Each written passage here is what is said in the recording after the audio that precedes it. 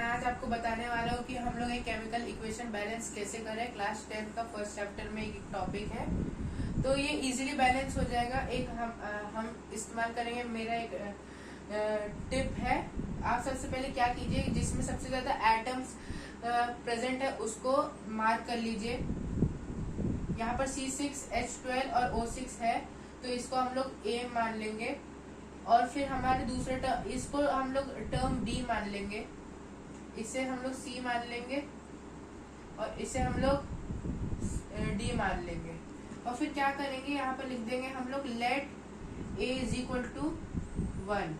सो अब हम लोग धीरे धीरे करके पहले इक्वेशंस फॉर्म करेंगे, तो हम लोग अलग अलग सब सारा आइटम लिख देते हैं। तो C है हमारा, C यहाँ पर कितना है 6 है, तो हम लोग 6A लिख देंगे। यहाँ पर अभी दूसरे टर्म में नहीं है, तो हम लोग सीधा इज इक्वल टू लिख के यहाँ पर C हमारा है 1, यहाँ पर हम लोग 1 और इसका टर्म वाला लिख देंगे C और आगे नहीं है। उसके बाद हम लोग लिखेंगे H हाइड्रोजन का लिख देंगे। हाइड्रोजन का हो जाएगा हमारा यहाँ पर 12 एटम्स, तो हम लोग लिख देंगे 12A। और यहाँ पर B टर्म में कुछ भी नहीं है हाइड्रोजन से रिलेटेड। और हम लोग अभी नेक्स्ट टर्म में हमारा D में है 2, तो हम लोग 2D लिख देंगे। और फिर 2D के बाद यहाँ पर हम लोग O का लिख देंगे। ऑक्सीजन के हमारे 6 आइटम है इधर फर्स्ट में, सेकंड में हमारे 2 आइटम है, तो 2B लिख देंगे। और फिर यहाँ पर हमारे 2 आइटम है, तो यहाँ पर लिख देंगे हम लोग 2C। और D में भी हमारे एक आइटम है, तो हम लोग लिख देंगे। हमें सबको साइन रिलेटेड करना है, तो फिर रिलेट करके लिखना है। तो जैसे कि 6A यहाँ पर 6 था, तो ये दोनों 6A, यहाँ पर 2 आइटम था तो 2B, क्योंकि यहाँ प्लस हो रहा है तो प्लस साइन। तो हम लोग साइन देखते हुए चलेंगे। यहाँ पर 1 है, तो यहाँ पर सिर्फ D लिख देंगे। हाँ, अब ये जितने भी इक्वेशंस बने हैं इसको सॉल्व कर देते हैं हम लोग। इसको हम लोग थोड़ा सा एक जगह पे कर देते हैं। तो अब सबसे पहले C का निकालेंगे हम लोग। तो 6A is equal to C, यहाँ पर 1C है, तो हम लोग सीधा C भी लिख सकते हैं। हमने इधर माना था 1 है, तो यहाँ पर अभी लिखेंगे 6 into 1 is equal to C। तो 6 इज इक्वल टू C का हमारा वैल्यू आ गया। और फिर अब हम लोग हाइड्रोजन का करेंगे। हाइड्रोजन का भी इसी तरह होगा, तो यहाँ पर मैं ऐसे लिख देता हूँ कि हाँ हम C का कर रहे हैं। हाँ, अब हाइड्रोजन का यहाँ पर हमारा 12A is equal to 2D, तो 12 into 1 is equal to 2D।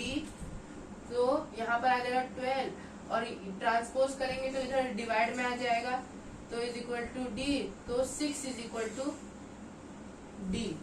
तो ये हो गया हमारा हाइड्रोजन के लिए भी। अब ऑक्सीजन का भी हम लोग इसी तरह करेंगे। तो ऑक्सीजन का आ जाएगा हमारा यहाँ O लिख के।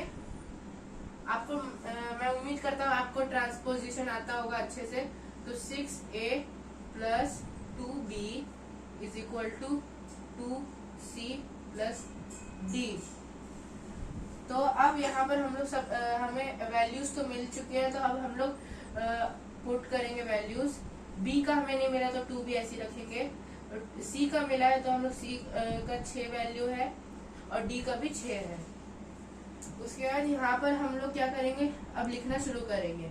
6 plus 2B is equal to 2 6 12 plus 6 18। और फिर अब ट्रांसपोज करेंगे, तो 6 उधर जाके माइनस हो जाएगा, तो -6 यहाँ पर 12 आ गया।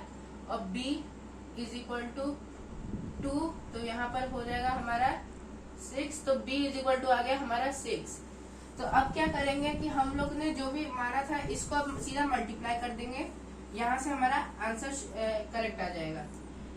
यहाँ पर A करेंगे और फिर C हम लोग लिख रहे थे, तो यहाँ आ गया C6H12 O6 प्लस हमने B इधर माना था, तो O2 is equal to CO2 plus, इसे हम लोग अलग कर देते हैं ताकि आपको आंसर दिख जाए। और इसका हमने माना था DH2O। तो अब इसके बाद क्या करेंगे कि हम लोग जो वैल्यू मिली थी उसको हम लोग लगाना शुरू करेंगे। तो ए की वैल्यू हमारी 1 थी, तो हम लोग सीधा लिख देंगे C6H12O6 प्लस डी की वैल्यू हमें मिली थी 6, तो हम लोग सीधा लिख देंगे 6O2। सी की वैल्यू थी 6, तो 6CO2 प्लस डी की वैल्यू मिली थी 6, तो H2O। हेंस अभी हमारा इक्वेशन बैलेंस हो चुका है। आप इधर देख सकते हैं, इधर कार्बन एटम 6 है, इधर भी कार्बन एटम 6 है, इधर कार्बन एटम 12 है, इधर भी हमारा 6 2 12 हो गया। यहाँ पर हमारा ऑक्सीजन कितना है 1 2 3 4, इधर 6 प्लस 2 यहाँ पर हमारा हो गया 6 प्लस 12 18, यहाँ पर भी हो जाएगा हमारा 6 2 12 और यहाँ पर 6 तो 18। तो ये हो गया हमारा equation balance, hence it is balanced chemical equation. Thank you for watching, like share and subscribe.